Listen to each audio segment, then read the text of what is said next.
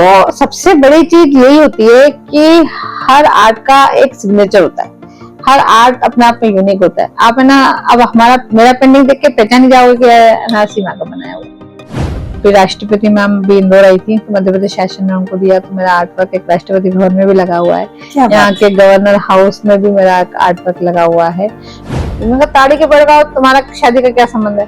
बोले जिनके घर में 6-7 ताड़ी के पेड़ होते हैं उनके घर में लड़के आराम से दे देते हैं बिना सोचे। ठहरना सीखो, किसी से कोई बात हो गई, कोई झगड़ा हो गया, ठहर जाओ।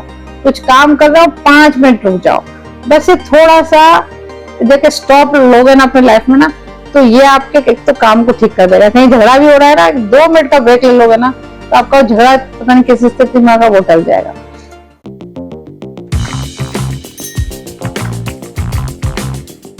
नमस्कार साथियों, आज एक बार फिर एक बहुत ही शानदार बातचीत आपके सामने लेकर आ रही हूँ।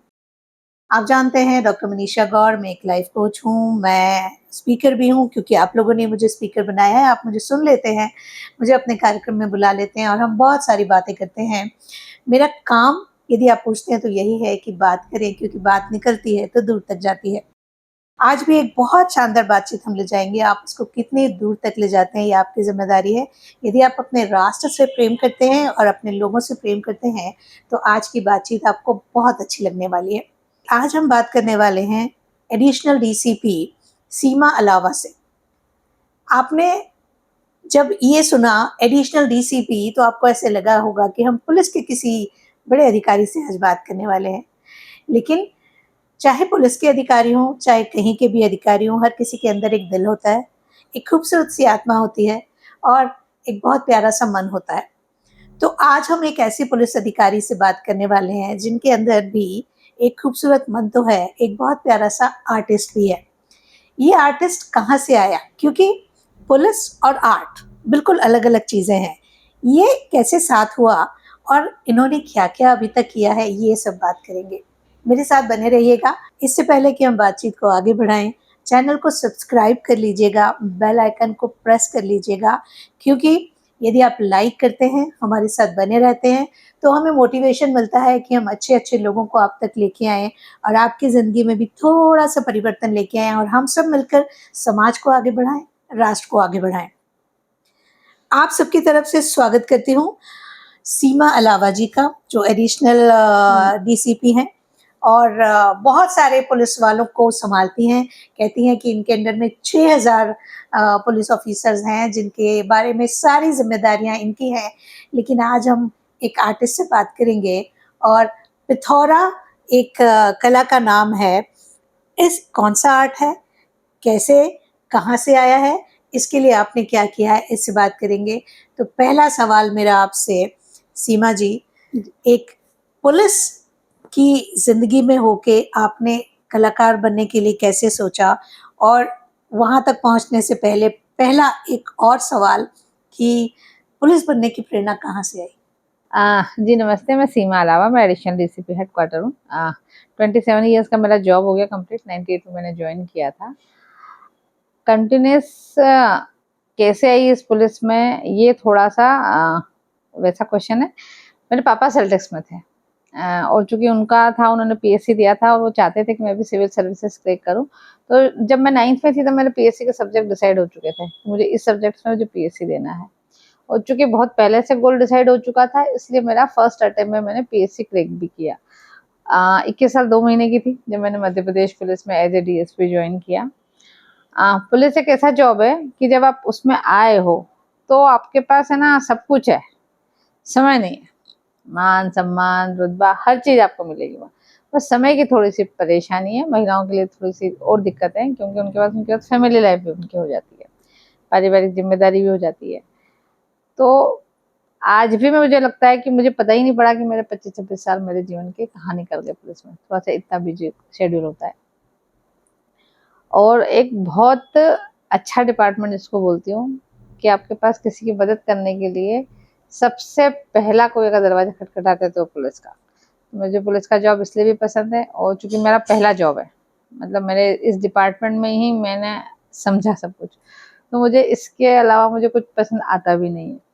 अगर कोई मुझे पूछे कि फॉर फ्यूचर कुछ करना है या अगले जन्म में कोई और जॉब करना है, तो मैं 100% पुलिस ही चूज़ करूँगी। मेरी पहली प्रायोरिटी है ना पुलिस है। काम करना अच्छा भी लगता है, मैंने ना फील्ड में भी बहुत काम किया। अभी मैं हाल फिलहाल इंदौर कमिश्नरेट में हेडक्वार्टर पे हूँ।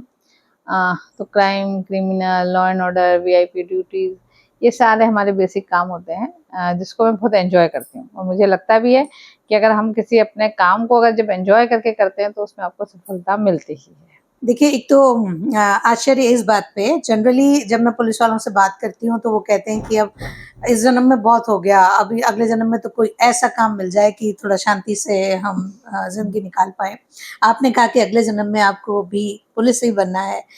तो देखिए साथियों, हमारे जो भी पुलिस होते हैं ये जिम्मेदारी लेते हैं हमें एक सुरक्षित समाज देने की। तो हमारी भी जिम्मेदारी होती है कि इन्हें सम्मान दें। और हर विधा में अच्छे बुरे लोग होते हैं, कुछ बहुत अच्छे होते हैं, कुछ थोड़े अच्छे होते हैं, कुछ परेशान होते हैं, उनके अपने लिमिटेशंस होती हैं। लेकिन अगर आप समाज में जितनी सुरक्षा की स्थिति अभी है या कहीं भी अच्छी स्थितियां, वहाँ पुलिस वालों की जिम्मेदारी होती है और जिम्मेदारी से निभाते हैं। आप त्योहार मनाते हैं, ये लोग ड्यूटी निभाते हैं। अब ऐसे ही कोई पुलिस पर्सन अगर किसी आर्टिस्ट को या किसी आर्ट को सपोर्ट करें, तो सीमा जी, अ, ऐसा क्या हुआ कि आप लोगों के साथ सुरक्षा पे काम करते करते और क्राइम पे काम करते करते ये आर्ट वाले फील्ड में कैसे आ गए? ये भी एक बड़ी रोचक स्टोरी है। आर्टिस्ट अंदर तो था, थोड़ा बहुत कुछ बना लेती थी, अपना कभी कैनवास पे बना लिया, कुछ नहीं हो तो कभी मैंने दीवारों पे बना लिया।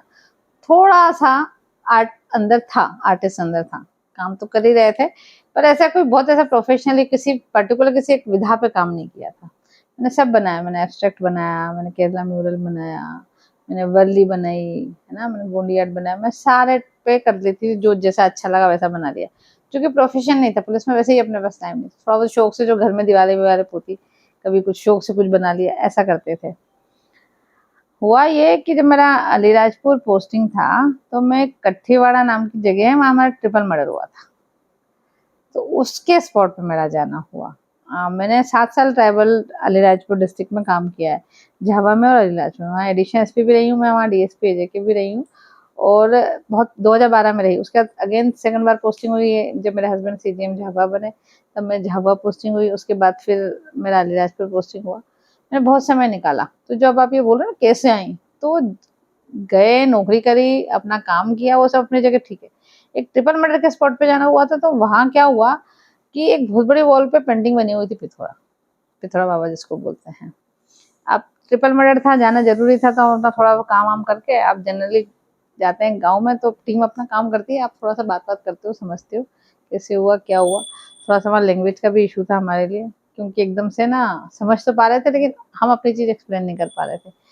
तब मुझे समझ में आया वो कि ये कुछ बना हुआ है और कुछ आर्ट वर्क ही है। फिर थोड़ा सा क्वेरी करी, पूछा, तो उन्होंने कहा मैडम मैं ये वो पिथौरा बाबा है। पहला क्वेश्चन दिमाग में ये, क्योंकि जो लाइफस्टाइल था, मैंने कहा खाने की भी दिक्कत थी, मतलब खाने के लिए भी प्रॉपर नहीं था व्यवस्थित। तो मैंने कहा इनको इतना शौक है कि इन्होंने पेंटिंग बनाई हुई है। पिथौरा बाबा का बिल्कुल भी आइडिया नहीं था। फिर एक आध दो ने थोड़ा सा एक्सप्लेन किया, उनकी भाषा को थोड़ा ट्रांसलेट करके समझाया, बोले मैडम पिथौरा बाबा है, कोई जब विश पूरी हो जाती है तभी बनाते हैं। पिथौरा बाबा थे वो? हाँ, पिथौरा बाबा, उस पेंटिंग को पिथौरा बाबा बोलते हैं, और जब कोई इनकी विश पूरी हो जाती है तो गॉड को थैंक यू देने के लिए वो पेंटिंग बनाते हैं। वो अच्छा, तो ये कोई ट्रेडिशनल सिस्टम जो होता हाँ, होगा बिल्कुल उसी में जजमेंट का? हाँ, बिल्कुल उसमें ओह! था कि आपने कोई विश पूरी हो गई, आपको थैंक यू बोलना है गॉड को, तो आप पिथौरा बाबा बनाते हैं। उसमें 3 दिन का एक ना पूरा कार्यक्रम करते हैं, जिसमें पूरे उनकी सोसाइटी के लोग आते हैं, खाना होता है, पीना होता है, उनमें पूजा पाठ करते हैं वो लोग, और एक लखाड़ा होता है जो कि वो पेंटिंग्स बनाता है। तो जब तक वो पेंटिंग बनाती रहती है तब तक ईश्वर का आह्वान किया जाता है। तो ये बड़ा रिचुअल्स के साथ होता है, ऐसा नहीं होता है कि उठा के कोई भी चीज़ बना दी। और बेसिकली गेरू की पूरी एक दीवार थी, उसमें गोबर से लिपी हुई, उसमें चूने से और नेचुरल कलर से वो लोग बना रहे थे, है ना? और ऐसा नहीं होता है कि आपको ड्रॉ किया फिर किसी ने बनाया। तो थोड़ा-सा समझ में आया कि ये ना कुछ इस टाइप का चीज़ है, और मैंने कहा हम यहाँ 1.5 साल से काम कर रहे हैं, हमें नहीं पता था। फिर मैं आई अपने हेडक्वार्टर, फिर मैंने एसपी सर से पूछा, अपने वहाँ के स्टाफ से पूछा, किसी को आइडिया नहीं था थोड़ा सा। मुझे बड़ा सरप्राइज हुआ कि इतने ट्रेडिशनल चीज़ें किसी को नहीं पता। किस्मत से उसी दिन हमारे गणेश मिश्रा सर हमारे कलेक्टर थे, उस दिन कोई मीटिंग थी, शाम को जाना हुआ, मैंने सर को बोला, मैंने कहा सर आपको पता है यहाँ ऐसा ऐसा होता है? बोले नहीं सीमा, बोले कभी जाना हुआ भी नहीं और कभी ऐसा देखने में भी नहीं आया। मेरे को लगा कि इतनी यूनिक चीज़ है इसकी, है ना, डिस्ट्रिक्ट की, और है ना हम यहाँ 1.5-2 साल से नौकरी कर रहे हैं, हम ही को नहीं पता। फिर हमने कहा चलो कोई बात नहीं, हमको 2.5-3 साल हमको रहना है और फिर हमको चले जाना है, लेकिन जो परमानेंट जो लोग यहाँ काम कर रहे हैं, स्टाफ है जो साला यहीं का पैदाइश है, यहीं नौकरी कर रहा है, उनको भी नहीं पता। फिर थोड़ा सा लगा कि इसको थोड़ा सा ना पिक करते हैं। फिर 2-3-4 जगह जहाँ जहाँ पिथौरा बनी हुई थी, थोड़ा सा पिथौरा देखा, उसको समझा, उसमें क्या क्या आइटम्स बनते हैं। तो जैसे हमारे हिंदू धर्म में होता है कि हम कोई जब पूजा पाठ करते हैं, कोई चीज़ चूक जाते हैं तो उसको सुपारी रख के कंपनसेट करते हैं, ऐसा उसमें भी होता है पिथौरा में कि जब सब बन जाता है, उसके बाद कुछ आर्टिकल चूक गए उसमें, तो एक डॉट रख के उसको कंपनसेट कर देते हैं। तब वो डॉट का मीनिंग समझ में आया। अब पिथौरा में जनरली वो लोग प्रकृति की पूजा करते हैं, उनमें कोई मूर्ति पूजा नहीं होती ट्राइबल्स में। तो पिथौरा कोई जगह है या पिथौरा आर्ट का नाम है? पिथौरा आर्ट का नाम है। और आप बताओ ना, ये अलीराजपुर झाबा का बेसिक आर्ट है। पेमा फातिया जी हुए इसके जनक ही बोल सकती हूँ मैं उनको। सबसे जाने माने आर्टिस्ट वही हैं जो अभी दुनिया में नहीं है। उनकी मतलब 1 आध 2 पेंटिंग्स ही हैं जो मुझे अब तक देखने को मिली है, जिसको मैंने अपनी एक बुक है इसमें पब्लिश की थी, जिसमें मैंने सारी पिथौरा पेंटिंग्स का कलेक्शन किया था, सिर्फ इस पर्पज से कि लोग जाने कैसे संजो पाऊँ, क्योंकि पिथौरा को देखना है तो आपको पिथौरा देखने के लिए आपको गाँव में ही जाना पड़ेगा। अब धीरे धीरे कैनवास पे आगे आपको पिथौरा का आर्टिस्ट नहीं मिलेंगे, थोड़ा सा एक डाइंग आर्ट हो गया है, इसलिए क्योंकि है ना हम उसको अप्रिशिएट नहीं कर पाए, हम उसको सिटी में ला नहीं पाए, हम उसको उनके आर्टिस्ट लोगों को प्रॉपर कीमत नहीं दिला पाए। तो एक इच्छा थी कि फिर इस आर्ट को थोड़ा सा सीखें, थोड़ा हमने इसको जाना सीखा। तो फिलहाल जो आर्टिस्ट हैं, जैसे आपने बताया कि वहाँ कोई रिचुअल होती है, वो रिचुअल कंप्लीट होती है, कोई डिसीजन मेकिंग होता है, तो वो खुश होके बनाते हैं, खुश होके बनाते हैं और लगा देते हैं, या उसको सेल करते हैं या वो सिर्फ दीवार पे ही बनाई जाती है, उनके यहाँ उसको कैनवास पे बना के सजाने का कोई वो नहीं है ना। हम तो सिर्फ उसको वॉल पे से उठा के कैनवास पे लेके आए, है ना। हमने यूनिसेफ के ट्विटर हैंडल पे लगाया, उन्होंने कहा कि बोले मैडम यहाँ अलीराजपुर में हम लोग यूनिसेफ वाले काम कर रहे थे वहीं पे, तो उन्होंने कहा बोले मैडम पिथौरा में हमारा कुछ बना दो, तो थोड़ा सा मुझे लगा इससे अच्छा कोई चीज़ नहीं हो सकती है, तो फिर उनको एक पिथौरा का आर्ट पीस बना के दिया मैंने, क्योंकि यूनिसेफ महिलाओं बच्चों पे काम करता था, ट्रैफिकिंग पे काम करता था, तो उस पिथौरा पेंटिंग्स में मैंने थोड़ा सा ये वाला आर्टिकल्स डाला, फिर उसको यूनिसेफ के ट्विटर हैंडल पे गया। किस्मत से कुछ ऐसी हुआ कि कुछ कुछ होता रहा कि हमारी पिथौरा बनती गई, है ना। हमने ये बनाई, उसके बाद हमने अपने पूरे एसपी ऑफिस में हमने अपनी 3-4 पिथौरा बना के लगाई। एक बहुत बड़ी हमने पिथौरा बनाई, वो नीबी करके 110 स्क्वायर फीट की होगी, 110 स्क्वायर फीट की पिथौरा पेंटिंग बनाई हम लोगों ने, है ना। इसके अलावा फिर हमने एक अलीराजपुर में ही अपना जो एक वेटिंग रूम था, उसकी पूरी वॉल में हमने एक पैनल बनाया, जिसमें हमने पूरा ट्राइबल कल्चर, उसमें ताड़ी के पेड़ से लेकर महिलाएं, बच्चे, पिथौरा, इस सबको भी हमने जगह दी कि एटलीस्ट जो विजिटर आके बैठेगा, कम से कम वो 5 मिनट जब तक बैठेगा तब तक देख के जाएगा कि अलीराजपुर का क्या कल्चर है। ये कोशिश की। क्राइम और अपना पुलिस का काम अपनी जगह है, लेकिन थोड़ा सा तब से इस आर्ट से पता नहीं क्या अटैचमेंट हुआ कि हम लोग कंटिन्यू बनाते रहे और हमको ऐसा प्लेटफॉर्म हमको मिलता गया कि हम जहाँ कर पाए। इसके बाद मेरा पोस्टिंग हुआ, ये किया, उसके बाद मेरी 6-7 पेंटिंग्स है ना डोहा की एम्बेसी है कतर, वहाँ से आई डिमांड, उनको भी दिया, तो एक थोड़ा सा बोलते हैं ना आपको मोटिवेशन मिलता है, एनर्जी मिलती है, वो किया। इसके बाद मेरी पोस्टिंग वहाँ से हुई खंडवा। खंडवा ट्राइबल डिस्ट्रिक्ट नहीं था, वहाँ पिथौरा का कोई लेना देना नहीं था, लेकिन चूंकि है ना मैं पिथौरा पे बहुत टाइम से काम कर रही हूँ, और ये एक ऐसी चीज़ थी जिसमें मैं अपने आप को एक्सप्रेस कर पाई। जैसे मैं इकोनॉमिक्स की स्टूडेंट थी, तो मैं ट्राइबल डिस्ट्रिक्ट में मैंने काम किया, तो मैंने वहाँ का इकोनॉमिक्स देखा है। वहाँ अगर किसी को पैसा उधार चाहिए, है ना, किसी को, तो वो किसी बैंक नहीं जाते, वहाँ किसी साहूकार के पास नहीं जाते, वो अपनी अब एक बकरी बेच करके अपना 5,000 रुपये ले आते हैं, अपना काम कर लेते हैं। उसको 500-700 रुपये चाहिए तो उनके घर में एक मुर्गा बेच देते हैं, और वो है ना उससे उनका काम चल जाता है। अच्छा, ये अर्थव्यवस्था जो थोड़ी समझी, क्योंकि मैं एमफिल किया मैंने इकोनॉमिक्स में, तो मेरे को थोड़ा सा अब रहता है ना, जिस सब्जेक्ट में आपने काम किया हो तो वो थोड़ा आपके दिमाग में हमेशा चलता है। हाँ। वहाँ डिस्ट्रिक्ट में मैंने ये देखा कि है ना, जिनके घर में ताड़ी के पेड़ हो, उनके घर में लड़कों की शादी बहुत आराम से हो जाती है। मैं बोलूँ, मेरे पास हमारे पास महिला कांस्टेबल थी छाया, उसको अनुकंपा पे उसको है ना पोस्टिंग मिला था। 25 साल की लड़की, मैंने कहा 25 साल में मुझे लगा उसके फादर होंगे, फिर मालूम पड़ा नहीं उसके हस्बैंड थे, वो नहीं रहे। मैंने कहा तो 25 साल की उम्र में तो वीडियो को, तेरे पति को क्या प्रॉब्लम था? बोले मैडम शराब बहुत पीते थे, लीवर खराब हो। ओके। मैंने कहा क्या देख के दीदी? मैंने कहा तेरे पिताजी ने तेरे को उस घर में, जब उनको इतना पीते थे कि लीवर ही खराब हो गया, वो भी इस एज में, कितना होगा 30 साल एज होगा उनका। बात करी, चूंकि मेरे पास ही थी वो, तो बोले कि मैडम ताड़ी के पेड़ थे ना घर में, तो कोई ना बिना देखे किसी ने शादी कर दी। मैंने कहा ताड़ी के पेड़ का तुम्हारा शादी का क्या संबंध है? बोले जिनके घर में 6-7 ताड़ी के पेड़ होते हैं उनके घर में लड़के आराम से दे देते हैं बिना सोचे समझे। तो फाइनेंशियली अच्छे माने जाते हैं। यस, क्योंकि ताड़ी है। सेल होती है ना, ताड़ी के जो पेड़ होते हैं ना, तो पूरे सीजन में ताड़ी सेल होती है, तो उससे उनकी फाइनेंशियल स्थिति बहुत अच्छी होती है। ये एक ऐसा लॉजिक था कि मेरे को हजम ही नहीं हुआ कि ये ऐसा भी कुछ होता है। जब एक आध दो से पूछा, बात करी। अब क्या है ना, जो ट्राइबल डिस्ट्रिक्ट है ना, वहाँ लॉ एंड ऑर्डर नहीं है, वहाँ कम्युनल की इशू नहीं है ना, वहाँ जो बेसिक जो थोड़ा बहुत क्राइम है वही है। वहाँ हमने कम्युनिटी पुलिसिंग बहुत करी झापाली राजपुर में, है ना। अच्छा। सोसाइटी को थोड़ा समझने की कोशिश भी की। जैसे एक बार डायन प्रथा भी बहुत चलती थी, हमने थोड़ा सा उस पर भी काम किया। तो इस चक्कर में हम सोसाइटी में बहुत अंदर तक घुसे। हम किसी लोग को 10 मिनट बात करने का टाइम नहीं होता, लेकिन हमारे पास वहाँ आधा बहुत टाइम था बात करने के लिए सबके पास। तो हमने वो उस चीजों पे बात किया, उनके सोशल इशू को समझने की कोशिश की है। तो ये चीज समझ में आई। तब जब ये चीज समझ में आई, तो जो चीज आपके खोपड़े में आएगी वो आपको जब आप कोई भी चीज पेंटिंग एक्सप्रेस करते हो, कोई भी आर्टिस्ट, तो वो जो सोचता है ना वो जरूर डालता है उसमें एक्सप्रेस, बिल्कुल, क्योंकि जो आपके अंदर होता है हाँ, वही आपके आर्ट में निकल के आता है। तो जो मेरा जो है ना पिथौरा बनता है, कलरफुल बनता है। अब चूंकि मैं ना एक्रेलिक कलर यूज करती हूँ, नेचर कलर्स पे मैं अपने से बनता नहीं, अपने काम नहीं करते, तो वो सब चीजें बनाती हूँ। उनमें घोड़े बनते हैं, वो मैं बनाती हूँ। लेकिन मेरी सारी पेंटिंग्स में आपको ताड़ी के पेड़ दिखेंगे, आपको मुर्गे जरूर दिखेंगे, आपको बकरियां जरूर दिखेगी, आपको है ना बोनी करते हुए लोग जरूर दिखेंगे। तो जो थोड़ा सा आपका आप जो इनहेंस करते हो वो थोड़ा सा पेंटिंग में आएगा। तो ये सब चीजें मेरे है ना पेंटिंग में, क्योंकि मैंने इतने टाइम वहाँ सोसाइटी में देखा है, समझा है ना। वहाँ एक वो चलता है, एक गोफन चलती है ना। वहाँ के हर ट्राइबल के पास में कमर में गोफन जरूर लेके चलते हैं।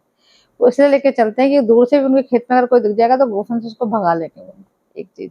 अच्छा, तो ये कुछ इंस्ट्रूमेंट जैसा होता है? एक रस्सी होती है जिसमें बीच में इतना पेच होता है, जिसमें पत्थर है ना बांध के, लोकल हथियार। लोकल हथियार बोल सकते हैं उसको, गोफर बोलते हैं उसको। एक फालिया होता है, वो इतना बड़ा फरसा होता है, मतलब हर ट्राइबल के हाथ में वो होता ही है। जैसे हमारे भगोरिया होता है, तो हम लोगों ने थोड़ा सा रोक लगाने की कोशिश भी की कि कुछ मारपीट नहीं हो, कुछ अपराध ना हो, इसलिए आप ये लेके नहीं जाएंगे। लेकिन उसमें हमको सफलता प्राप्त नहीं हो पाई। वो उनका बेसिक हथियार है कि आपको एक दराती और आपका एक फरसा वो लोग लेके ही चलते हैं। 2 रीजन है उसके पीछे। एक तो अगर गांव में जंगल में जाते हैं वो लोग सब चीजों के लिए, अगर कोई जानवर आए तो अपने आप को बचा पाए, एक बात। नंबर दूसरी की वो लोग लकड़ी को एज ए फ्यूल यूज करते हैं। हाँ, तो तो वो उनके काटने के लिए लिए। हाँ, तो उनके लिए हमेशा ही होता है। महिलाएं होती है अपने जानवरों के लिए चारा लेके आती है, तो उनको जहां चारा मिल जाता है वो काट के लिए आती है। नंबर एक चीज जो उनका दराता होता है, वो सबसे सेफ्टी के लिए भी सबसे बड़ी चीज है। किसी की हिम्मत नहीं है, अपनी सिटी विटी में तो हो जाता है क्राइम महिलाओं के साथ में, गांव में किसी की हिम्मत नहीं है किसी महिलाओं को बिना उठा के आंख उठा के देख दिए। उनका अपना सिक्योरिटी सिस्टम है। हाँ, उनका अपना सिस्टम है, उनके अपने एथिक्स है। तो वो हर महिला के पास आपको वो दराती तो 100% मिलेगी। अब वो उस दराती से क्या काम करेगी ये डिपेंड करता है। एक और सवाल यहाँ पे निकल के आता है कि आपने जैसे उनके जीवन को बहुत अच्छे से देखा है। अभी एक मुहिम शुरू हो गई है फिर से, जो कहते हैं कि उनको सामान्य दूसरे जीवन से जोड़ना है या मुख्य धारा में लाना है, तो उनको बाहर निकालना है, पढ़ाना लिखाना और हमारे जैसा बनाना है। तो मेरा 2 तरीके का सोचना होता है कि उनकी एक अपनी दुनिया है, उस दुनिया से निकाल के हम दूसरी दुनिया में उनको लाएं, क्या वो ठीक होगा? और हम बेवजह फिर क्या होगा, ना वो इधर के रहेंगे ना उधर के रहेंगे। तो क्या, जैसे हम बात करते हैं, हमारी सरकार बात करती है कि हमें 100 स्मार्ट सिटी बनाना है, क्या जहाँ जहाँ ऐसे लोग हैं जिनकी अपनी अर्थव्यवस्था है, जिनकी अपनी संस्कृति है, अगर हम वैसे हिंदुस्तान में 1 लाख स्मार्ट गांव बनाए तो ज़्यादा बेहतर नहीं होगा? आ, ये थोड़ा सा क्वेश्चन वैसा है, मुख्य धारा में जो लाने की बात करते हैं ना, एक मुझे लगता है ट्राइबल्स में उनका कल्चर अपने आप में सफिशिएंट है, वो अपना जीवन यापन रोजी रोटी सब बढ़िया कर रहे हैं। लेकिन जो नई पीढ़ी आ रही है, तो मुझे लगता है बहुत सारी चीजें ऐसी है जो सिर्फ शिक्षा के कारण वो वंचित रह जा रहे हैं। तो एजुकेशन मेरे हिसाब से मस्ट है कि उनको, बाकी वो उनका सिस्टम सब सही है। तो एजुकेशन तो उनको वहीं दिया जा सकता है ना? दिया जा सकता है, अगर वो सिटी में आके पढ़ना चाहें तो वो भी कोई इशू नहीं है। तो अगर मुख्यधारा में जोड़ने का प्रयास सिर्फ ये नहीं कि उनको उनकी संस्कृति से दूर करना है ना, बस ये मुख्यधारा में ये है कि उनको प्रॉपर एजुकेशन उनको मिल जाए, उनको मौके मिल जाए, है ना, कि अगर वो पढ़ना चाहे, इंजीनियर बनना चाहे, डॉक्टर बनना चाहे, तो उनको उनको अपॉर्चुनिटी हो। सिर्फ इसलिए कि हम ट्राइबल से, हम गाँव में रह रहे हैं इसलिए हम ये नहीं कर सकते, तो ऐसा नहीं है। तो आजकल गवर्नमेंट ने इसमें बहुत काम किया हुआ है, स्कॉलरशिप से लेकर, कोचिंग से लेकर, आपके स्कूल कॉलेजेस तक एडमिशन से लेकर, रिजर्वेशन देने से लेकर हर चीज़ उनको प्रोवाइड की गई है, तो उससे उनकी कंडीशन सुधरी भी है। तो ये इसमें 2 चीज़ें आती हैं। आप उनको निकाल के आगे बढ़ाना चाहते हैं, वो एक अलग मुद्दा है। पर वहाँ का नया जनरेशन इसलिए वहाँ से निकल के बाहर नहीं आए कि उनको लगता है कि यहाँ कुछ नहीं बचा। तो हमें उनके पुराने जो रिचुअल्स हैं, या जैसे आपने बोला कि पिथौरा जो एक तरह का आर्ट फॉर्म है, ऐसी बहुत सारी चीज़ें होंगी, हम उन सबको वहाँ डेवलप होने दें, फिर उनमें से जो निकल के डॉक्टर, इंजीनियर या कुछ और बनना चाहते हैं, उनका स्वागत बने, है। बिल्कुल, बट वो बिल्कुल। इसलिए नहीं आए कि वहाँ कुछ नहीं बचा है। वहाँ कुछ नहीं बचा नहीं, देखो एक चीज़ तो क्या है ना कि ट्राइबल्स अपनी ज़मीन नहीं छोड़ते। अच्छा, हाँ, मतलब सब कुछ हो जाएगा लेकिन वो अपनी ज़मीन नहीं छोड़ते। ये मतलब सबसे महत्वपूर्ण चीज़ है। हम जो सिटी वाले लोग हैं, हमको यहाँ का अगर बिज़नेस नहीं मिलता है, हमको बिज़नेस अपॉर्चुनिटी दूसरी जगह मिलेगी, हम उठ के फटाक से चले जाएँगे, है ना? लेकिन ट्राइबल के अंदर ये लालच नहीं होता। उनकी उनकी जो पुश्तैनी ज़मीन होती है, वो उसी को संजो के रखते हैं, उसी के साथ जीते हैं। अब ठीक है, कहीं भी अगर जाएँगे तो लौट के वापस अपनी ज़मीन पे आते हैं। ये उनका बेसिक फंडा है, इसमें कोई कन्फ्यूज़न, किसी चीज़ का कोई कन्फ्यूज़न नहीं, एक बात। दूसरी जो अब मैं इसकी पिथौरा की बात करती हूँ, तो जैसे मैं बोलूँ कुछ-कुछ चीज़ें ऐसी हैं मुझे लगता है कि जिस पे थोड़ा-सा काम होना चाहिए था, है ना? जैसे मिलेट्स है ना? मिलेट्स अब आज बात हो रही है, ट्राइबल्स मिलेट्स अपने ज़माने से वो यूज़ कर रहे हैं। वो चीज़ अच्छी है जो कि हमको एक्सेप्ट करनी चाहिए थी, उनको उस मामले में हमको उनके जैसा बनना चाहिए था, ठीक है? पिथौरा ट्राइबल आर्ट, जैसे आपका मधुबनी, अब मैं चूँकि इस पे काम करती हूँ इसलिए मैं आपको थोड़ा पिथौरा के बारे में बता देती हूँ। 2 टाइप 3 टाइप आपने सुने होंगे आर्ट पे, आपने मधुबनी सुना होगा। हाँ। कॉमन 99% 100% सभी लोग जानते हैं मधुबनी को, है ना? मधुबनी का इतना नाम हो गया, तो बिकता भी है, बनता भी है, उतने आर्टिस्टों की पहचान भी है, ठीक है? गोंडी आर्ट है जो आपका डिंडोरी से बिलॉन्ग करता है, तो गोंडी आर्टिस्ट भी अपने आप में एस्टेब्लिश हो, वो आर्ट वर्क बनता है, बन रहा है, उसको किसी पहचान की रिक्वायरमेंट नहीं है, स्टोरीज पे बनता है ना? मेरे को जनगण श्याम जो थे उसके जनक, मेरे को मध्य प्रदेश सरकार ने इस पिथौरा को प्रमोट करने के लिए मुझे जनगण श्याम सम्मान दिया था 2022 में। तब से मैं इस पे फिर रुकी नहीं मैं इसके लिए, तब से फिर मैं कर ही रही हूँ। लेकिन जो नाम हमारा गोंडी का हुआ, जो नाम हमारा है ना मधुबनी का हुआ, वैसा हमारा पिथौरा का नहीं हो पाया। पिथौरा की बात करते हैं तो है ना, गुजरात में हमारे परेश राठवा जी हैं, वो बनाते हैं। तो चूंकि गुजरात थोड़ा सा कमर्शियल है, थोड़ा सा प्रोफेशनल है, फाइनेंशियली वहाँ स्थिति अच्छी है, तो ओरिजिनल आर्ट हमारा झावाली राजपुर का है, लेकिन हमसे ज्यादा थोड़ा बहुत ब्रांडिंग हमारा गुजरात वाले कर लेते हैं उसकी, अच्छा। है ना? ये चीज हम नहीं कर पाए मध्य प्रदेश में। पिथौरा को जो हमारे जो पुराने आर्टिस्ट हैं, जितना मैं बताऊँ ना, एक बार ऐसा हुआ था कि हमारे कलेक्टर साहब ने कहा था कि सीमा पिथौरा चाहिए, मैंने कहा रुको सर, है ना मैं करती हूँ, है ना? तब अपने पास इतना टाइम नहीं था क्योंकि अपन शौक से बना रहे थे, अपने पास इतना नहीं था कि अपन बना के दे पाए। मैंने कहा सर मैं बना के देती हूँ, तो मैंने 2 ट्राइबल आर्टिस्ट ढूंढे बड़ी मुश्किल में, जिनको बोला तो बोले नहीं दीदी, इसमें पैसे वैसे मिलते नहीं, अभी हमारा सोयाबीन काटना है हमको। ना वो एग्जीबिशंस में आ पाते हैं, ना कुछ बना के दे पाते, क्योंकि उनको उसमें इतना अर्निंग नहीं है, हाँ। है ना? तो जब तक है ना फाइनेंशियली स्थिति नहीं अच्छी होगी पिथौरा आर्ट की, है ना, जैसे मधुबनी बिकता है, ऐसे जब तक पिथौरा नहीं बिकने लगेगा, तब तक है ना थोड़ा सा इस आर्ट के साथ थोड़ा क्राइसिस है। इसके लिए हमने थोड़ा सा कोशिश की है, मतलब जितनी एग्जीबिशंस में मैं जाती हूँ, अपना आर्ट वर्क तो लगाती हूँ मैं ना, ट्राइबल आर्टिस्ट जो मेरे 6-7 है जिनके साथ मैं लगातार जुड़ी हुई हूँ, जो लोग काम करते हैं, उनको भी मैं अपने साथ लेके जाती हूँ। तो कोशिश तो कर रहे हैं, पर अभी उतना जिस लेवल पे हम जाना चाहते हैं उस लेवल पे नहीं पहुंच पाए। 2 चीज़ें साथियों यहाँ सीखने की होती हैं। एक, हम सोचते हैं कि ये तो गाँव में रहने वाले आदिवासी हैं, इनको हम आगे बढ़ा रहे हैं, लेकिन बहुत सारा ऐसा है कि जो हमें भी उनसे सीखने की ज़रूरत है। तो ये ऐसा नहीं है, अपने आप को सुपीरियर मत समझिए, उनके पास ऐसा बहुत कुछ है जो आपको सीखना है। दूसरा, हम अगर सोचते हैं कि उनको मुख्य धारा में लाना है, तो मुख्य धारा में लाने के लिए उनके एसेट को सँभालना ज़रूरी है और उनको आर्थिक रूप से सशक्त करना ज़रूरी है। तो यदि कहीं आपको किसी आर्टिस्ट का ऐसा कोई काम मिलता है, तो बिना सोचे समझे उसे खरीद के अपने घर में ज़रूर ले आएँ, यदि वो ओरिजिनल है तो। दूसरा, यदि आप हम दोनों को देख रहे हैं तो मैंने पहनी है माहेश्वरी साड़ी और इन्होंने पहनी है बाग प्रिंट की साड़ी। ये हमारे कलाकारों की बनाई हुई, हमारे लूम पे बनी हुई साड़ियाँ हैं। आपसे भी निवेदन करूंगी, आप साल में कितने कपड़े खरीदते हैं ये आपकी चॉइस है।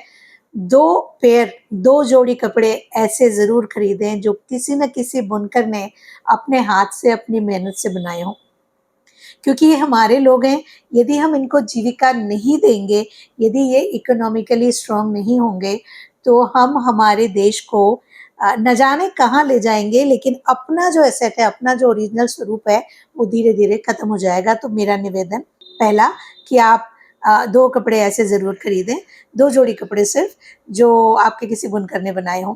दूसरा, जैसे इतने बड़े पद पे होने के बाद भी सीमा जी वर्क कर रही हैं पिथौरा आर्ट के लिए, ऐसे कोई भी आर्ट फॉर्म आपके आसपास अगर कहीं है तो उनके लिए आप जो बन सकें वो ज़रूर करें। अभी आपके एग्जीबिशंस कहाँ-कहाँ हैं? यदि कोई जानना चाहे और उसमें पार्टिसिपेट करना चाहें तो आप ज़रूर बता सकते हैं। ये है ना, अभी हार्ट ऑफ आर्ट के साथ मैं अपना काम करती हूँ। चूँकि वो मेरे ट्राइबल आर्ट को जगह देते हैं और इस बार उन्होंने मध्य प्रदेश पुलिस के आर्टिस्ट लोगों को भी जगह दी है। तो ये वाला हमारा जो शो है ब्रिलियंट कन्वेंशन सेंटर में 16, 17, 18 मई को है। अच्छा। तो उसकी लिंक मैं आपको दे दूँगी। कोई पार्टिसिपेशन करना चाहते हैं तो भी कर सकते हैं, कोई विज़िट करना चाहें तो भी विज़िट कर सकते हैं। मेरा बस सारे आर्टिस्ट लोगों को बस एक ही कहना है कि जैसे कोई भी प्रोडक्ट होता है ना, आप किसी भी बिज़नेस में आते हो, कुछ भी करते हो, तो अब जैसे गेहूँ भी होता है, खेत में होता है, लेकिन आपको सेल करने के लिए प्रॉपर स्पेस पे जाना पड़ता है ना, तभी भी सेल होगा।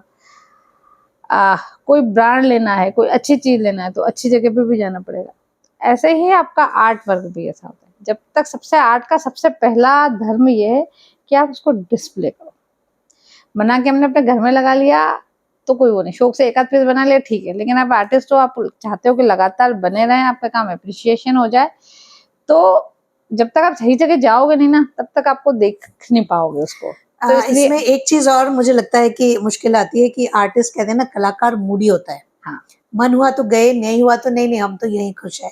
तो आपकी ज़िम्मेदारी एक और चीज़ होती है। इसीलिए आर्टिस्ट मैं बोल रही हूँ ना, थोड़ा-सा अगर आपको आपको अपने आप को एक्सप्लोर करना है, आपको जब तक क्या ना, जब तक आर्ट एग्जीबिशन में जाओगे नहीं, आप खुद खुश हो लो अपना आर्ट वर्क देख के कि हमने बहुत अच्छा बनाया। लेकिन जब आप जाओगे, आपसे अच्छा आर्ट वर्क आपको जब तक देखने को नहीं मिलेगा, जब तक आप नए टाइप के लोग, मैं आर्ट एग्जीबिशन में जाती ही इसलिए हूँ।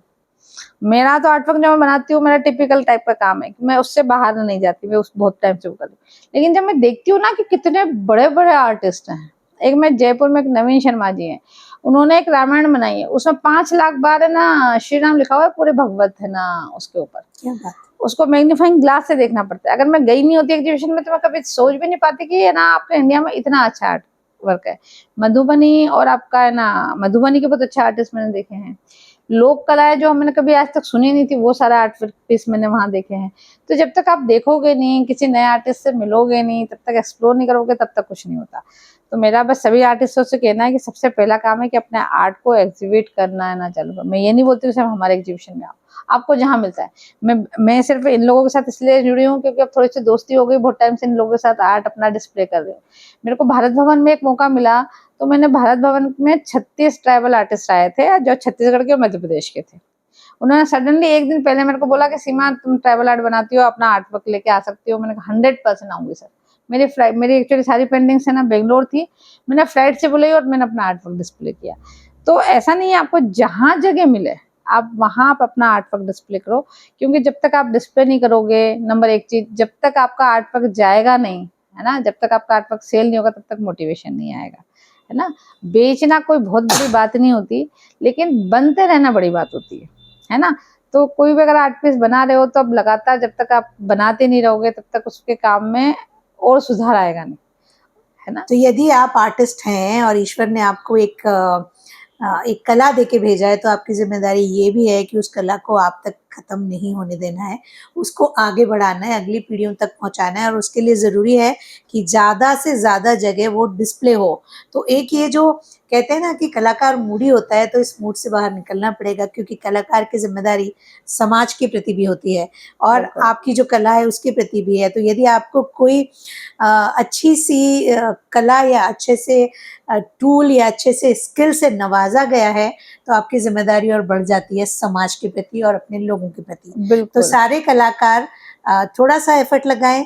यदि आपको लगता है कि आप किसी ऐसे कलाकार को जानते हैं और बाहर निकालना चाहते हैं तो हमारे कमेंट बॉक्स में लिखिएगा ज़रूर, हमसे संपर्क करिएगा। आपको जहाँ कहीं भी हमें मौका मिलेगा हम उन्हें ज़रूर मंच देने के लिए जो भी बन पड़ेगा वो करेंगे। और एक मेरे लोगों से भी, जितनी भी जनता है जो भी देख रहे हैं सुन रहे हैं, उनको भी बोलूंगी कि आप है ना, जब कोई भी आर्टिस्ट कोई भी आर्ट बनाता है ना, सबसे बड़ी बात कि उसकी फीलिंग्स बहुत अच्छी होती है। खराब मूड से आप कोई आर्ट वर्क नहीं बना सकते हो। आप अच्छी फीलिंग के साथ, अच्छे मन के साथ, खुशी के साथ ही आप कोई आर्ट वर्क बना सकते हो। जब आप बोलते हैं मूडी वाली मन अच्छा होता है, तो कोई भी जब आर्ट पे जब हाथ से बनता है तो एक चीज की एक आर्ट वर्क, जैसे आप मेरी कोई पेंटिंग, आप मुझे बोलो कि ये पेंटिंग सीमा वापस से बना दो, नहीं बनेगी। इम्पॉसिबल है, उसका रिप्लिका बन ही नहीं सकता, क्योंकि जिस मन से बनता है वो एक ही बार बनता है, एक चीज एक ही बार क्रिएट होगी, है ना। तो पोस्टर लगाने से अच्छा, आप है ना जीरोक्स लगाने से अच्छा, आप किसी का भी, किसी भी आर्टिस्ट का आर्ट वर्क लगाओ। आपको फूल पसंद है आप फूल लगाओ, आपको है ना कोई नेचर पसंद हो नेचर, कुछ भी है, पर आप बना हुआ आर्ट पीस लगाओ, क्योंकि आपको पता नहीं है उस आर्ट पीस के पीछे उसकी खुशी, उसके जो अच्छी फीलिंग्स हैं वो आपके घर में आएगी और वो आपके घर को पॉजिटिव एनर्जी देगी, है ना। और आर्ट ये सिर्फ पहले जो चलता ना कि सिर्फ बड़े लोगों की चीज होती थी, किसी बड़े के घर में जाएंगे तो ये आपको पेंटिंग दिखेगी, तो ऐसा नहीं है। बहुत छोटे से बहुत नॉर्मल रेंज में भी बहुत अच्छा आर्ट वर्क मिलता है, एग्जीबिशंस में जाएंगे और क्या ना, आपका जो आर्ट वर्क जो आप लेके आओगे और जिस फीलिंग के साथ लगाओगे ना, तो सामने वाले की फीलिंग्स भी आपके घर में आएगी, तो 100% आपके घर को पॉजिटिव एनर्जी देगी। तो मुझे लगता है कि सबको है ना अपने घर में भले ही एक आर्ट पीस लगाओ, पर लगाना चाहिए। सो अगली बार जब आप अपने घर को डेकोरेट करने के लिए कुछ भी लेने जाएं तो ध्यान रखें आप बाकी क्या खरीदते हैं ये आपकी चॉइस है, पर एक कुछ छोटा सा जगह उस व्यक्ति के आर्ट को दें जिसने उसे हाथ से बनाया है, जिसमें उसकी आत्मा बसती है, जिसमें उसकी भावनाएं बसती हैं, क्योंकि वो ब्लेसिंग के साथ आपके घर में आएगा और वो ब्लेसिंग खुशियां और समृद्धि दोनों लेके आएगी। तो याद रखिएगा ये बात और लिखिएगा कि इस बार जब मैं अपने घर के लिए कुछ नया लेने गया या लेने गई तो मैंने बजाय मशीनों से बनी बहुत सारी चीज़ों के एक ऐसी छोटी सी ही चीज़ खरीदी जो किसी हमारे जैसे आर्टिस्ट ने प्रेम से बनाई हो। वो प्रेम आप चाहते हैं कि समाज में बना रहे, तो ये थोड़ा सा प्रेम आपको उन आर्टिस्ट पे ज़रूर दिखाना होगा जो अपनी मेहनत से, अपने हाथों से और अपनी कला से आपके लिए कुछ बना के रखते हैं। और एक चीज़, ये जैसे आपने कहा कि आप पुलिस में होने के बाद भी आर्ट के लिए इतना कर पाई, तो मैं ये जानना चाहूँगी कि सभी लोग, चाहे पुलिस का काम हो या कोई भी काम हो, जब हम बिज़नेस करते हैं, एडमिनिस्ट्रेशन में होते हैं, तो हम काम को बहुत सिर पे लेते हैं और कई बार लोग कहते हैं कि हमारा काम ऐसा है कि समय नहीं मिलता, टेंशन बहुत रहता है, परेशानियाँ बहुत सारी रहती हैं, नींद नहीं आती है, तो ये सब कहाँ से करें? तो ये ज़रूर समझाना चाहिए लोगों को कि आपका काम कितना भी मुश्किल हो, आप उसके साथ भी खुश रह सकते हैं और प्रेम से रह सकते हैं, अपनी हेल्थ को बनाए रख सकते हैं। और मैंने कहीं पढ़ा, आपने लिखा है कि जो भी हवा पानी है आप उसको बदल तो नहीं सकते, जो भी माहौल है आप उसको जितना आपसे बनता है वो कर सकते हैं, लेकिन पूरा नहीं बदल सकते। तो आपको अपनी मेंटल, फिजिकल और स्पिरिचुअल इम्यूनिटी बढ़ानी है।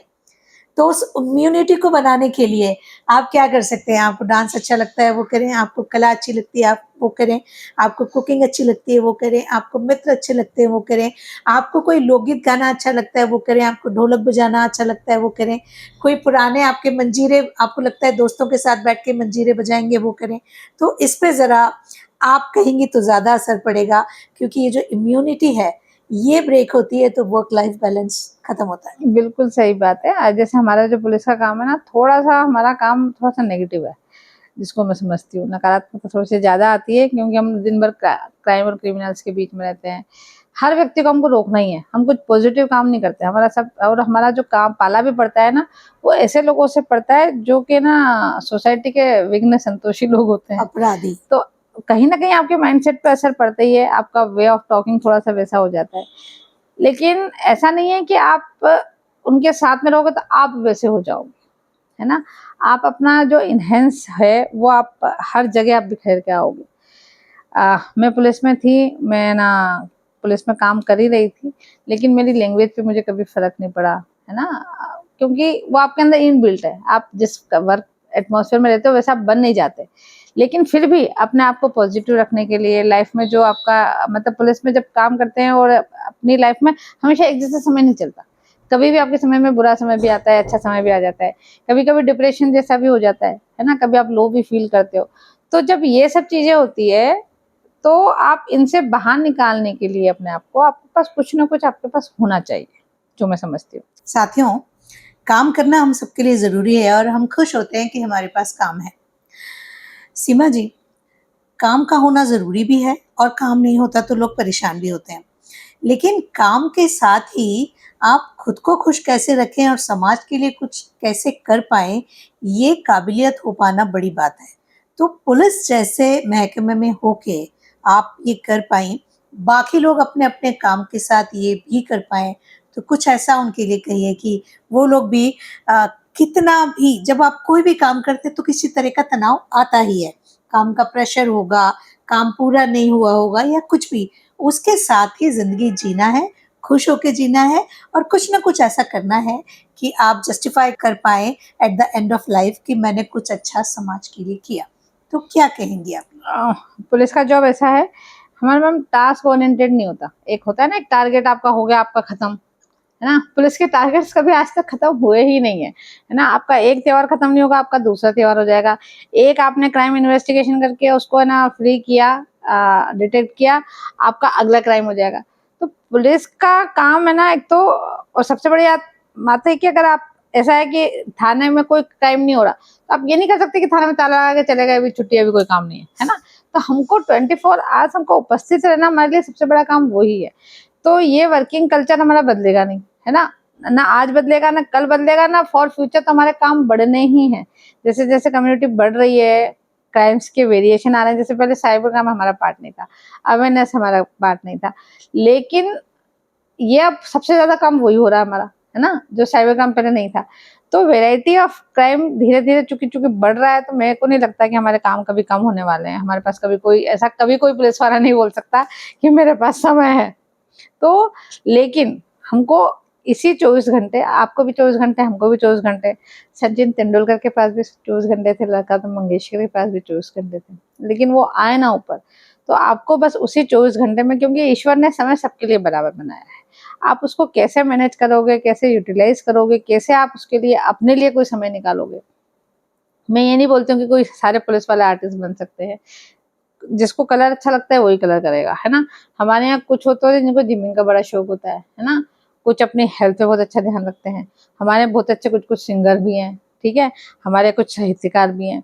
तो मैं ये बोल रही हूँ कि आप जिसमें अपने आप को खुश रखते हो, जिसमें आप अपने एनहांस करते हो। मेरी फ्रेंड है अंजना, वो उसके जो प्लांट है मैम उसके घर में, उसको गार्डनिंग का इतना अच्छा शौक है और इतना अच्छा प्लांटेशन में उसका हाथ है। उसके यहाँ जाओगे तो उसको आपको किसी भी गमले में एक एक्स्ट्रा पत्ता भी नहीं मिलेगा आपको। हम हैरान हैं देख के उसको। पर है ना, वो उसकी हॉबी है, उसका टैलेंट है वो कि अपने जॉब के साथ उसने उसको मेंटेन किया। तो ऐसा कोई ना कोई चीज़ किसी न किसी के पास होती ही है ना? बस मुझे लगता है कि जब भी आपको समय मिले आप थोड़ा-सा उसमें समय निकाल के उसको थोड़ा-सा कोशिश करें, तो जो आपको खुश भी रखेगा, अपने वर्क के जो आपका तनाव है जो आपके ऊपर आएगा, उसको भी कम करेगा। और मुझे लगता है कि काम को तनाव के साथ करने का रिक्वायरमेंट बिल्कुल भी नहीं है ना? हम काम हमारा इसीलिए है कि हम अच्छे से अपनी लाइफ़ को सर्वाइव कर पाएँ। लेकिन जब वही काम आपको परेशानी की ओर लेके जाए, जो आपको 10 बीमारियाँ दे पाए, तो ऐसे काम का क्या मतलब? तो काम करो ज़रूर, लेकिन मुझे लगता है तनाव लेके कोई मतलब ऐसा नहीं है कि सिर्फ़ पुलिस का जॉब बोलो। आप एडमिनिस्ट्रेशन ले लो, आप कोई बिज़नेस ले लो, आप खुश होके कोई भी चीज़ काम करोगे ना, तो उसका पॉज़िटिवनेस आपके अंदर आएगी, उसका आपको रिज़ल्ट भी ज़्यादा मिलेगा। तो बस मेरा सबसे कहना ये है कि छोटा-बड़ा कोई भी काम करो, थोड़ा-सा उसको एन्जॉय करके करो, तो वो आपकी लाइफ़ को मैं बोलूँ एक अलग दिशा देगा। आपका जो आर्ट है, आर्टिस्ट की अगर हम बात करें, कोई ऐसा आर्टिस्ट आपको ध्यान में आता है जिसको आपको कोई उम्मीद भी नहीं कर सकता है कि ये बहुत अच्छा आर्ट बनाते होंगे और उन्होंने कमाल का कुछ बनाया हो? मेरी जर्नी है ना एज़ आर्टिस्ट, मैं ही खुद छोटी हूँ अभी क्योंकि मेरे को जितने भी आर्टिस्ट मिले ना, मुझसे बहुत बड़े वाले मिले, है ना? जिनका बहुत अच्छा आर्ट वर्क मैंने देखा, मतलब ऐसा देखा कि आँखें बंद नहीं हुई मेरी, है ना, मतलब इतने अच्छे आर्ट पीस मैंने देखे हुए हैं। तो मैं को हर आर्टिस्ट अपने आप में यूनिक है ना। जो जो एक जो बना सकता है, जैसे मैं पिथौरा बना सकती हूँ, जो मैं पिथौरा बना सकती हूँ, वो मधुबनी वाले नहीं बना सकते। जो मधुबनी वो बनाते हैं, वो है ना, मेरा आर्ट वर्क नहीं बना सकते। हर आर्टिस्ट, जैसे मैं गोंडी भी बनाती हूँ, लेकिन जो गोंडी आर्ट बनाते हैं वो लोग, उनका आर्ट और मेरा आर्ट देखोगे तो आपको कुछ ना कुछ डिफरेंस लगेगा। पिथौरा में हमारे देवी सिंह, हमारे नंदू जी हैं, जो अर्पित हैं, ये 3-4 मेरे आर्टिस्ट हैं जो पिथौरा के बहुत अच्छे आर्टिस्ट हैं। लेकिन इनका पिथौरा देखोगे और मेरा पिथौरा देखोगे, आपको कुछ ना कुछ डिफरेंस दिखेगा। तो सबसे बड़ी चीज यही होती है कि हर आर्ट का एक सिग्नेचर होता है, हर आर्ट अपने आप में यूनिक होता है। आप है ना, अब मेरा पेंटिंग देख के पहचान नहीं जाओगे कि है ना सीमा का बनाया हुआ। आप एक और बात बता रही थी कि कोई आर्टिस्ट हैं जो मुंह से पेंटिंग बनाते हैं, हाँ, अब कुछ उनका ऐसा। एग्जैक्ट मुझे नाम याद नहीं आया। एक हमारी आर्टिस्ट हैं, वो मुझे एग्जीबिशन में ही मिली थी। उनके ना हाथ काम नहीं करते, व्हील चेयर पे आती है वो, और वो अपना मुंह से अपना आर्ट वर्क बनाती हैं। अभी दिल्ली वाले शो में हमारी उनसे मुलाकात हुई थी, मैं अभिभूत थी उसका काम देख के। कहाँ कहाँ आप अभी तक अपने आर्ट को ले जा चुकी हैं, शो में या दिल्ली, एग्जीबिशंस हाँ, में? मैं दिल्ली में 3 शो कर चुकी हूँ, मैं ITPO में, मुंबई में नेस्को में हमने अपना शो किया, अभी जस्ट हमने WTC में किया, बेंगलोर में हम एक शो कर चुके हैं, खंडवा में मैंने अपना सिंगल एग्जीबिशन एक लगाया था, और इसके अलावा मैं भारत भवन में अभी आर्ट फेयर हुआ था, उसमें चूंकि पूरा ट्राइबल आर्ट का ही एक सेगमेंट बना था, तो उसमें हमारा छत्तीसगढ़ और मध्य प्रदेश के आर्टिस्ट उन्होंने इन्वाइट किए थे, तो भारत भवन में मैंने अपना आर्ट वर्क लगाया।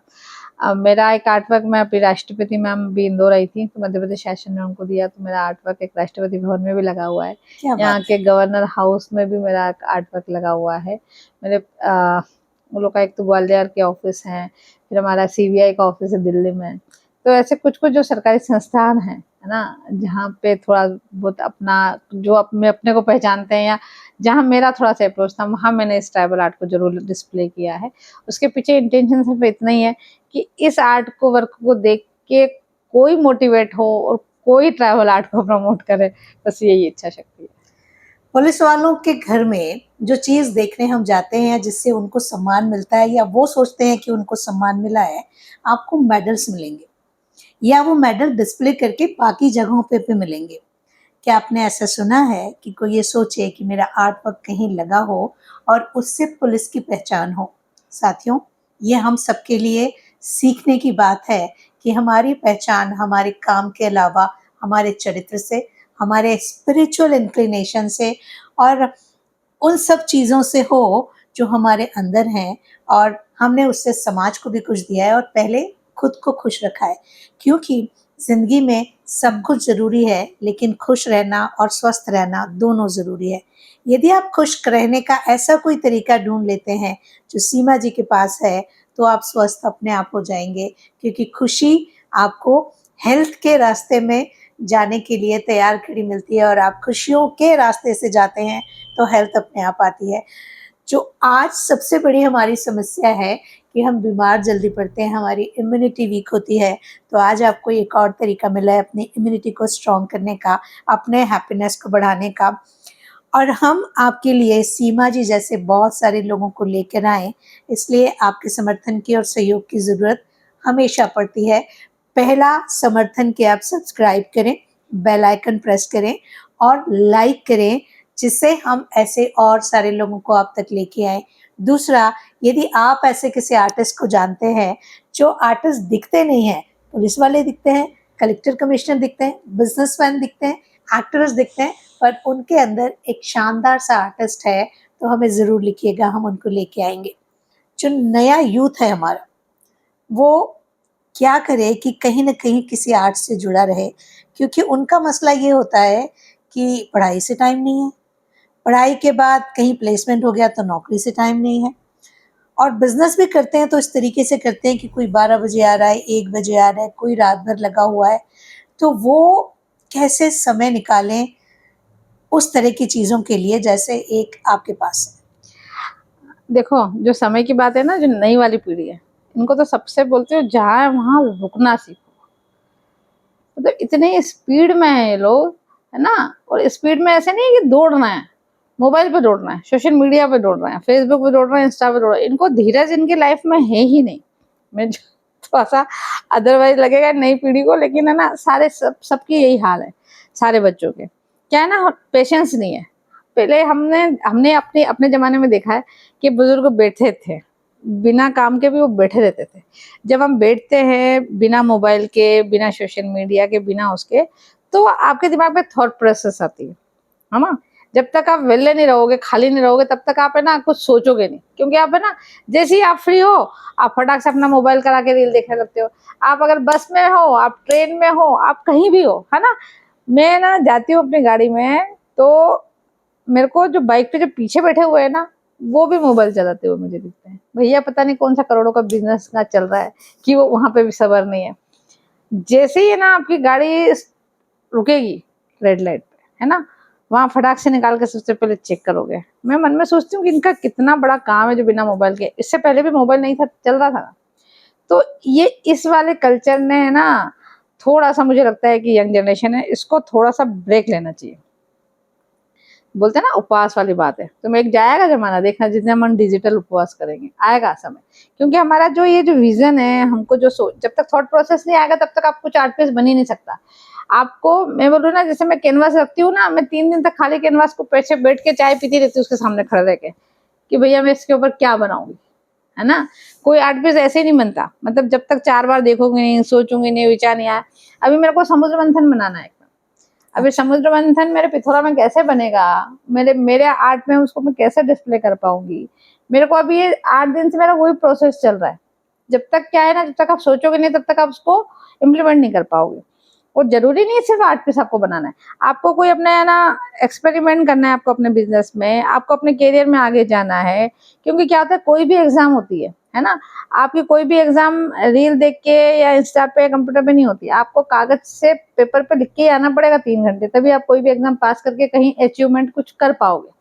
तो आप जब तक नहीं करोगे, जब तक आपके यहाँ नहीं आएगा। और आपका इसको आपको काम करने देने के लिए आपको आपको समय तो देना पड़ेगा ना। तो इसलिए जहाँ जिस स्थिति में हो ना, आधे 1 घंटे के लिए थोड़ा-सा रुको, ठहरना सीखो। जब वो करोगे बिना इस मोबाइल के, बिना कंप्यूटर के, बिना लैपटॉप के ना, तो आपका धीरे-धीरे थॉट प्रोसेस डेवलप होगा। मैम जब हम पढ़ते थे तो हमारे पास मोबाइल तो था नहीं, गूगल था नहीं। कोई एक क्वेश्चन होता था जिसका हमको अगर आंसर ढूँढना है, तो हम उसको ढूँढने जाते थे लाइब्रेरी में। हम 20-20 किताबें छाँटते थे। अब ये डीएवीवी की लाइब्रेरी की बात कर रही हूँ मैं। जाते थे, एक क्वेश्चन ढूँढने के चक्कर में 1760 चीज़ें लेके आते थे। सीख नई जाते थे, चीज़ें। नई चीज़ें देख के आते थे, नंबर 1 चीज़। और उसको एक क्वेश्चन को ढूँढने के चक्कर में 10 नई चीज़ें सीखते थे। अब प्रॉब्लम ये है कि हम गूगल पे एक चीज़ ढूँढने जाते हैं, उसके 10 जवाब हमको मिल जाते हैं। तो हमारा जो वो समय जो था ना, जो दूसरी नई चीज़ें मिलने, वो रिस्ट्रिक्ट हो गया कि हमने ये ढूँढना है तो हमको यही मिलेगा, नंबर 1 चीज़। दूसरा, उसके चक्कर में हम दूसरी जो अनऑथेंटिक चीज़ें जो उसके साथ में आ जाती है, साइड इफ़ेक्ट, वो हमारे साथ आ जा रहे हैं, जिसके साइड इफ़ेक्ट हमारे बच्चों को भी नहीं मालूम पड़ रहे। धीरे-धीरे मालूम पड़ेंगे। तो जो मैं बोल रही हूँ, बहुत बहुत शॉर्ट में समझाने की कोशिश कर रही हूँ, भगवान जाने नई पीढ़ी कितना समझे। लेकिन बस उनको बोल रही हूँ कि थोड़ा-सा ठहरना सीखो। किसी से कोई बात हो गई, कोई झगड़ा हो गया, ठहर जाओ। कुछ काम कर रहे हो, 5 मिनट रुक जाओ। बस ये थोड़ा-सा देखिए स्टॉप लोगे ना अपने लाइफ में ना, तो ये आपके एक तो काम को ठीक कर देगा। कहीं झगड़ा भी हो रहा है ना, 2 मिनट का ब्रेक ले लोगे ना, तो आपका वो झगड़ा पता नहीं किस स्थिति में आएगा, वो टल जाएगा। बॉस से कोई बात हो गई, 2 मिनट ठहर लो, सुन लो। कलीग से कोई बात हो गई, परिवार में कोई बात हो गई, थोड़ा-सा लाइफ में एक जो बोलते हैं ना, एक 5 मिनट का स्टॉप देना सीखो, वो आपकी लाइफ को चेंज करेगा। साथियों, माता-पिता भी बच्चों से कहते भागो, क्योंकि इतना पैकेज चाहिए, उतना पैकेज चाहिए। हमने एक मंजिल बनाई है, दूसरी तुमको बनाना है। हमने छोटी-सी गाड़ी खरीदी, बड़ी वाली तुमको खरीदना है। मेरा बेटा मुझे बड़ी गाड़ी में बिठाएगा, मेरा बेटा मुझे यूरोप टूर करवाएगा। उन माँ-बाप से भी निवेदन है कि ठहरिए, भागने की ज़रूरत नहीं है और अपने बच्चों को भी ठहरने का बोलिए। आज हम बात कर रहे हैं एक पुलिस ऑफ़िसर से। परसों किसी ने मुझसे पूछा कि तुम्हारे पास अपना इतना सारा ट्रेनिंग और कोचिंग का काम है, क्या ये बात करने बैठ जाती हो? आपको क्या लगता है, आपने एक बातचीत से इतनी सारी बातें सीख ली, मैं रोज़ बात करती हूँ, मैं कितना सीखती होंगी? और इंसानों से बात करना कितना ज़रूरी है, ये समझिए। आपके पापा साहब, ताऊ साहब, दादा साहब, दादी साहब, बुआ साहब, कितने सारे लोग हैं आपके पास जो आपको पहले न जाने क्या-क्या सिखाते थे। अब समय नहीं है, व्हाट्सएप पे विश कर देते हैं, व्हाट्सएप पे ही थैंक यू आ जाता है। इस दुनिया से बाहर निकलने की ज़रूरत है, कम से कम जब आपके लव्ड वंस की बात हो, जब इंसानों की बात हो। और साथियों, आपके पास कितनी भी बड़ी गाड़ियाँ हों, कितनी भी ज्वेलरी हो, कितने भी सारे मकान हों, at the end of the day हमको लोग चाहिए और अपने लोग चाहिए। तो जो लोग हैं, उनके साथ जी लीजिए ना, बेवजह भागने की क्या ज़रूरत है। चलिए, जाइए, वहाँ आपको पहुँचना है, मना नहीं है, पर जब ये पता ही नहीं है कि कहाँ भाग रहे हैं, तो भागना बंद करिए, थम जाइए, रुक जाइए और सोचिए कि इधर कितना जाना है, इधर कितना जाना है, और जो बीच में छूट रहा है, उसको छूटने नहीं देना है। तो जब आप ज़रूरी चीज़ों को छूटने नहीं देंगे, आप कहीं भी जाएँ, आप खुश रहेंगे। खुश रहिए, स्वस्थ रहिए, हमारे साथ बने रहिए और सीमा जी से बातचीत हम आज तो यहाँ रोक रहे हैं, आगे बनाए रखेंगे। यदि कोई सवाल आपको ऐसा लगता है जो आपको इनसे पूछना है, कमेंट बॉक्स में लिखिएगा, हम वो सवाल लेके फिर इनके पास जाएँगे, इनका जवाब आपको लाके देंगे। क्योंकि अगर किसी के संघर्ष से, किसी की मेहनत से और किसी के जीवन से सीखा जा सकता है, तो इससे अच्छा गुरु आपको और कहीं नहीं मिलेगा। कहते हैं ना, गुरु अच्छा ढूंढिए, मैं उल्टा कहती हूँ, हर व्यक्ति जो सामने है उसके अंदर कुछ ऐसा है जो आपके पास सीखने के लिए है, जिससे आपकी ज़िंदगी चल जाएगी। तो हर एक व्यक्ति जिससे आप मिलते हैं उसको गुरु मानिए, खुद को शिष्य मानिए, आप कुछ सीख के उठेंगे और धीरे धीरे आपको पता भी नहीं चलेगा, आपकी पर्सनैलिटी निखर जाएगी, आपका दिमाग खुल जाएगा, आपके मैप्स रियलिटी में आ जाएंगे और आप एक अच्छा इंसान बनेंगे, अच्छा नागरिक बनेंगे, जो परिवार में कंट्रीब्यूट करेगा, समाज में कंट्रीब्यूट करेगा, राष्ट्र में कंट्रीब्यूट करेगा। हम सब मिलकर अपने लिए, परिवार के लिए, समाज के लिए खुशियाँ इकट्ठी करते जाएँ। इसी उम्मीद के साथ ऐसी ही किसी बातचीत में आपसे फिर मुलाकात होगी। तब तक के लिए अपना ख्याल रखिएगा, खुश रहिएगा, स्वस्थ रहिएगा। बहुत-बहुत धन्यवाद सीमा जी। थैंक यू नमस्कार। So much. जय भारत।